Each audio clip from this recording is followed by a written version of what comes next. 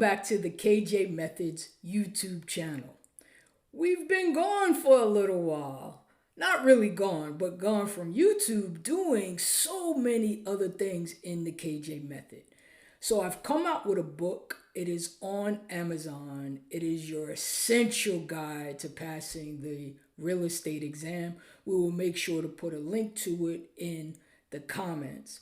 If you haven't come over to the KJ Method and you don't want to necessarily do it in a video form, go get the book. There are a ton of exercises in there, ton of tests, fill in the blanks, and I really think that it can get you to passing that real estate exam on your first try. We have also been doing a boot camp, which has been a live session. I call it a boot camp, not a cram course, because it is so much more than any cram that you have ever seen. So look at our website for that.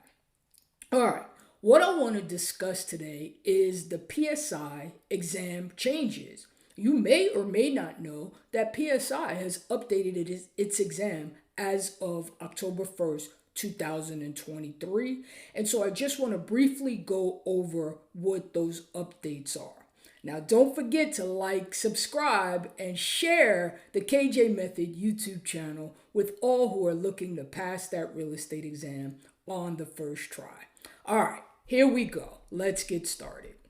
So number one, we have had a number of changes to the topics themselves and the number of questions that there are in each topic.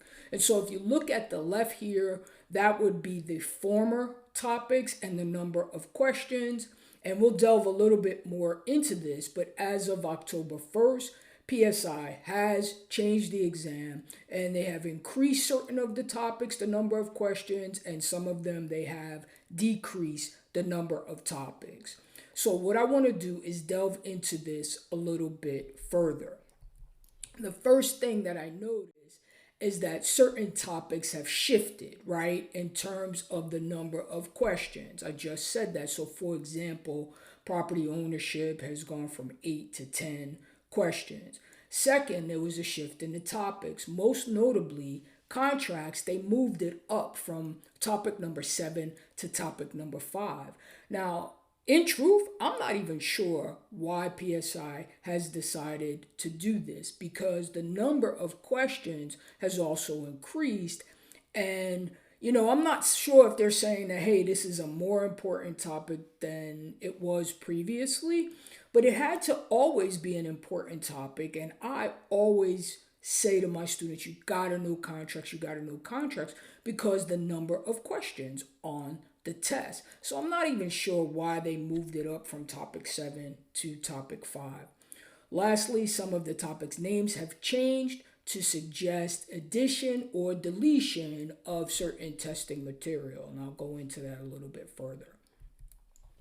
Number 2, when I delve into the PSI topical outline, I noticed that the new outline omits information that was really good information that we required previously that is no longer there.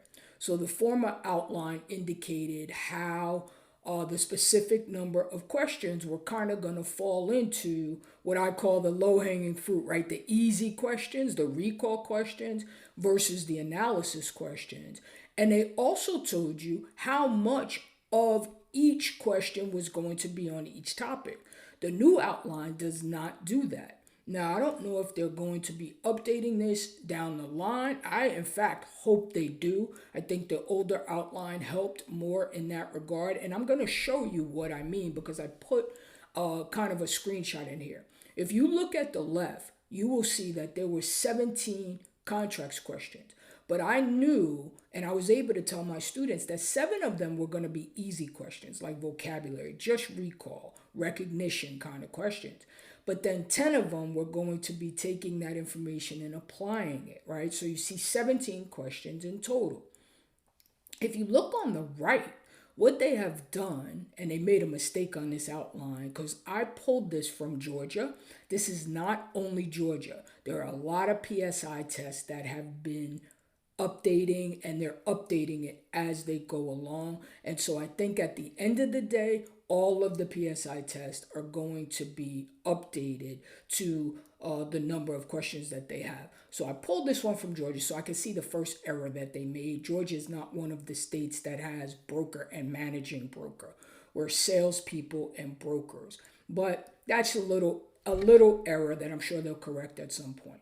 More importantly, if you notice, it went from 17 questions to 19% of the test. Since there's 100 questions, 19% is just 19 questions. But it went from 17 to 19. But notice, it does not give you whether those 19 questions are going to be easy questions, whether they're going to be more difficult questions. And it also doesn't tell you where the questions are going to come from. If you look at the left, you'll see that under A, there were going to be 10 questions in this section. That meant that there were going to be 7 questions in the other sections. I didn't copy the whole thing. But if you look at the right side, it does not say 10 questions. That means that 19 questions can come from there, or 16 can come from there and 3 from another place. So I think that in this sense, it makes it a little harder to know exactly what to study. Okay, let's just look at individually. I'm going to go over this quickly because, it's a lot of information. Property ownership went from 8 to 10 questions, and now it includes the topics of trust and business trust. It did not have that there before. They deleted whatever was livable, rentable, and usable space. That was something that was on the outline. They didn't test it a lot, but they deleted it from the outline. Land use controls, it remained the same. Same number of questions, no changes at all, no new topics, no deletion of topics. Valuation and market analysis, it increased by 1 question.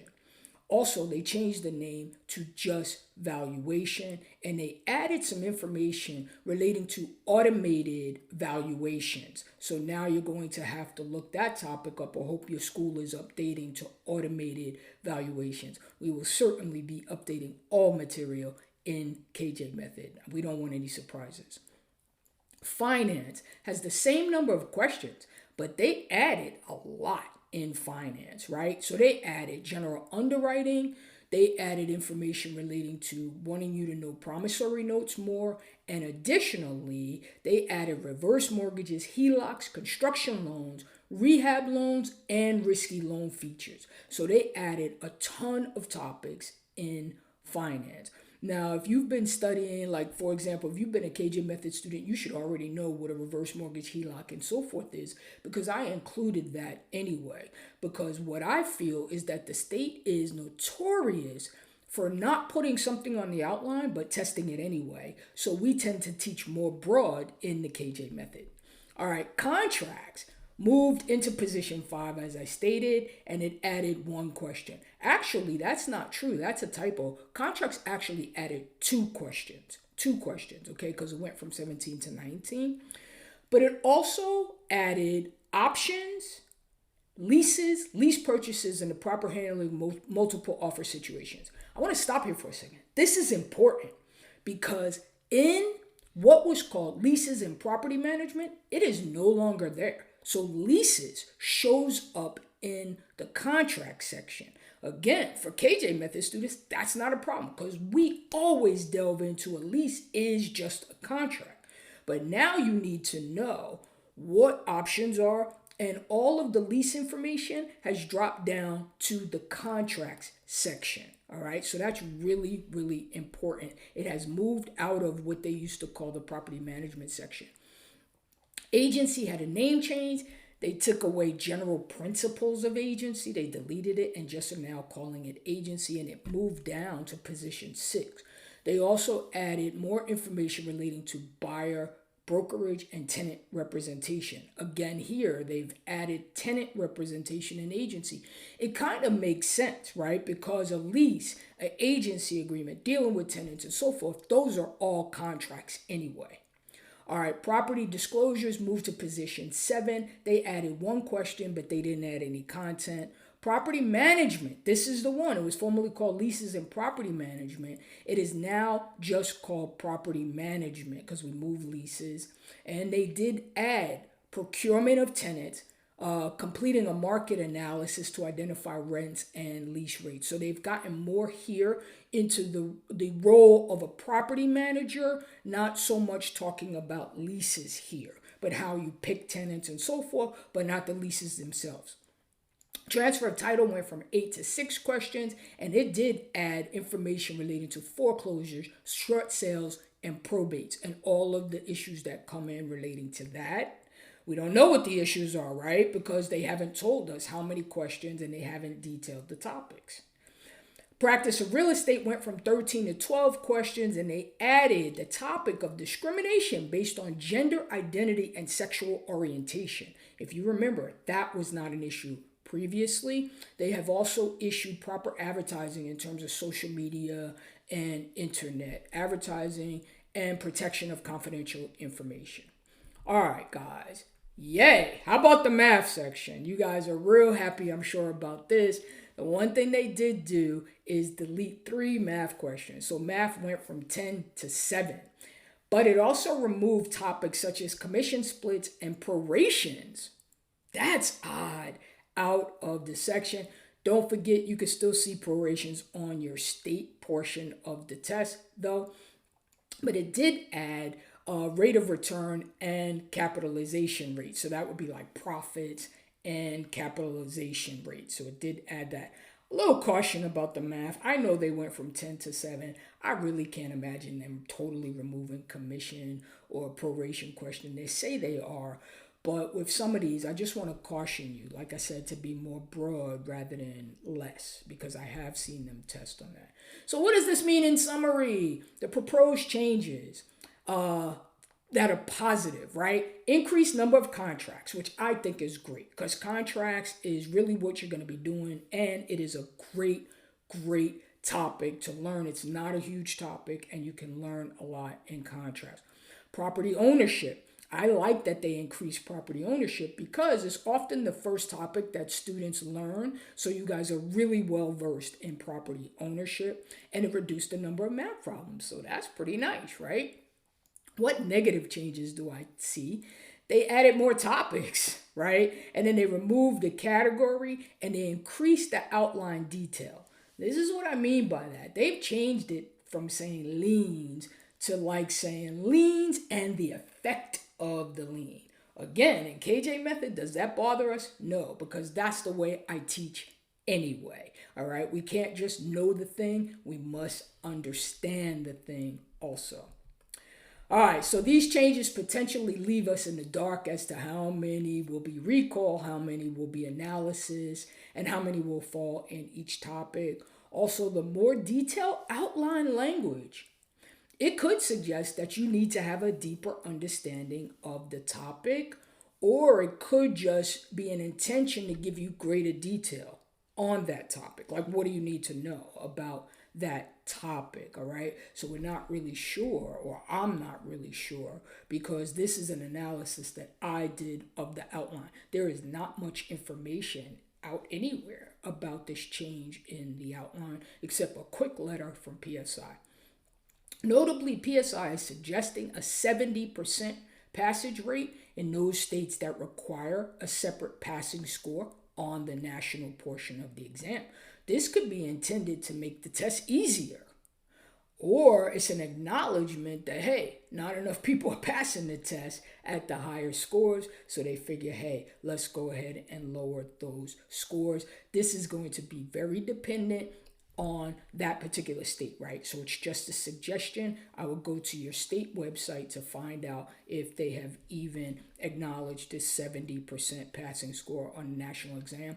For states that don't care, like I teach in Georgia, we don't have a national and a state exam. They're all together. And so this doesn't affect us at all because we just want you to get a certain score. It's not 2 separate tests. All right, so that is it for the changes. If you have questions, please post them in the comments.